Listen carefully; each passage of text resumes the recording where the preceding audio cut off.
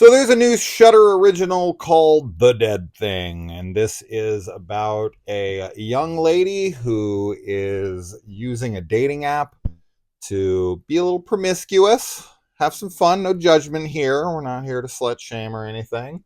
She's living her Definitely life not. however she wants to. And she comes across this guy, and things seem to they seem to hit it off. That they're going pretty well. It was supposed to be a one night stand, but they seem to like each other. And then he ghosts her, and so she's like, "What the fuck?" Hmm. Thought things were going well, and I would be the same way because he could have left and been like, "Okay, like it was a one night stand, all is good, like bye," and she was fine with that. But he was like, "I think we got something here. Let's see Yeah. each other again," kind of thing, and then ghosts her. No, that's not cool. So she starts investigating, and things aren't adding up, and the mystery, uh, you know, um, is Like unveiled. yeah, whatever.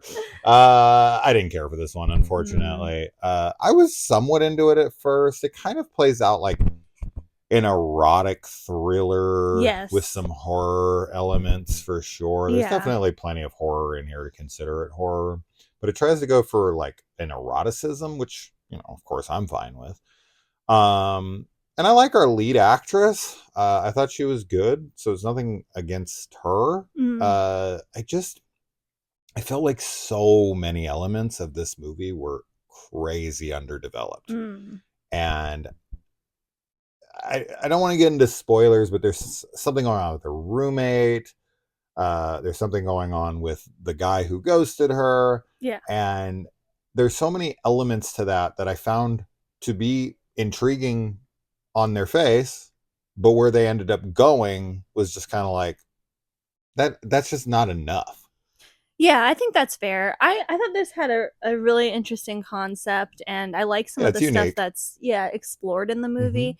But I do agree with you. I think that some of the plot elements are a bit underdeveloped, and I also was a bit confused on, I guess, some of the maybe the timeline and also just how things kind of worked in some ways, keeping that as vague as possible. Like maybe Yeah. the dynamics of the world. I guess I don't really know how to say that better, unfortunately, but there was a bit of confusion for me. But I did like the performances from everybody, and I think that like the erotic thriller aspect of it is a really, or that calling it like an erotic thriller is a good description, because it does have that feel to it more than, like, the horror is kind of the implied. I mean, there is a horror aspect for sure, but it felt kind of backseat to the erotic thriller-ness of it all. Yeah. Um, but yeah, I wanted to like it more because I think that it had a pretty cool style too. I liked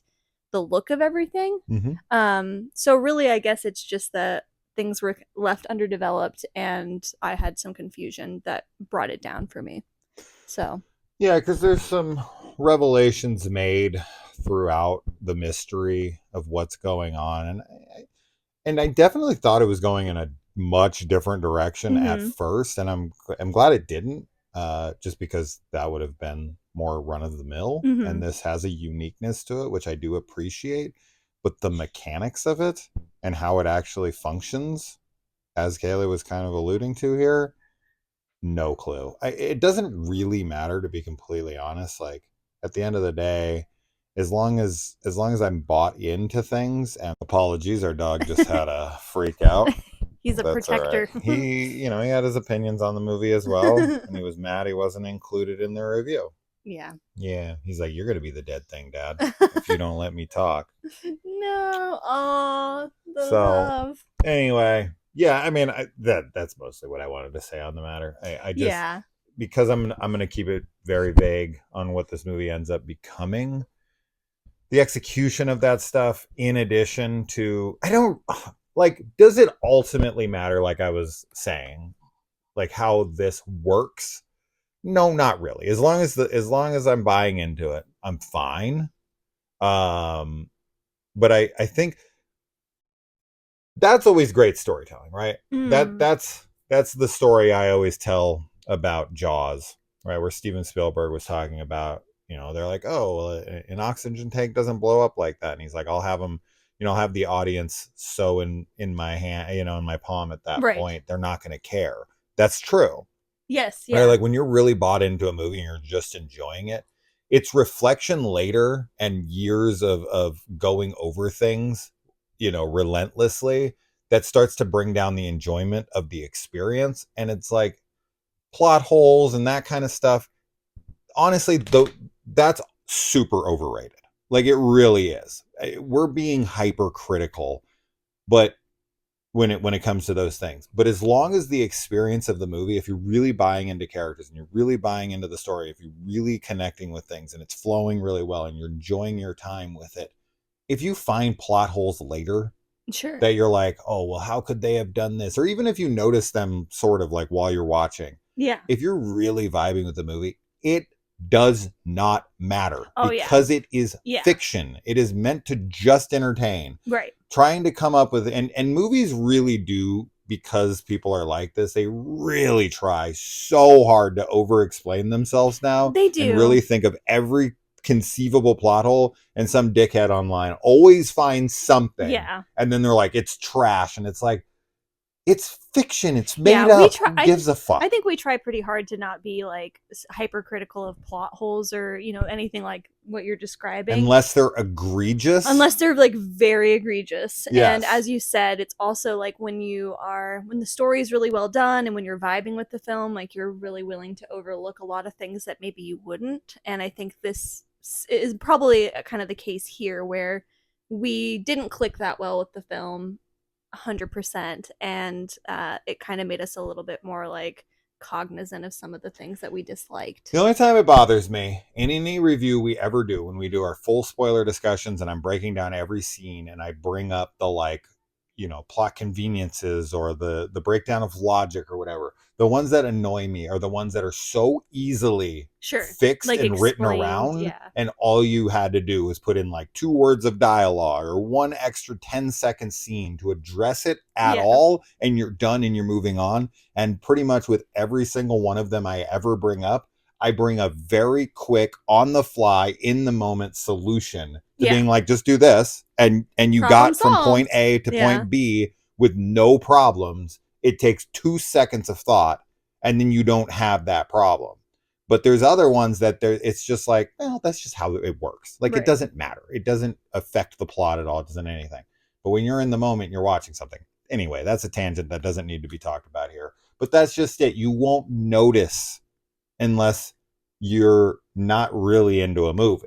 Yes. Then you start to pick apart every little thing. Then you're like, oh, how do the mechanics of this world operate? Right. Like, you don't give a shit if you're into it. No, you'll defend it. Sure, you'll be like, well, maybe Kaylee does it all the time. When I bring up stuff, she's like, well, maybe. I like to give some alternatives, like ideas.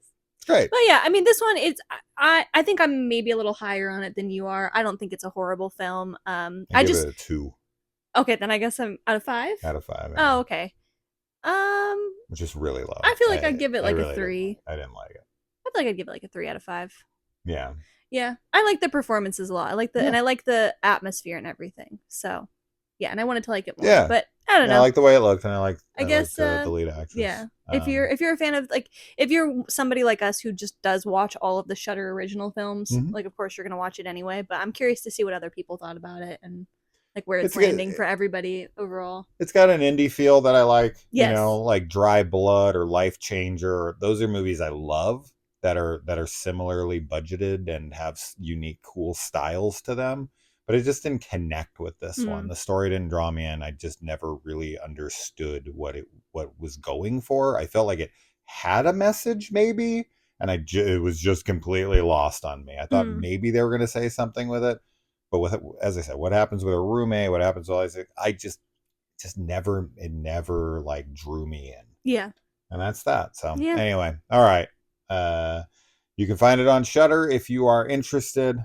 And Grogu, anything more? I don't want to get beat up. He said his piece. All right. We'll see you in the comments. Bye.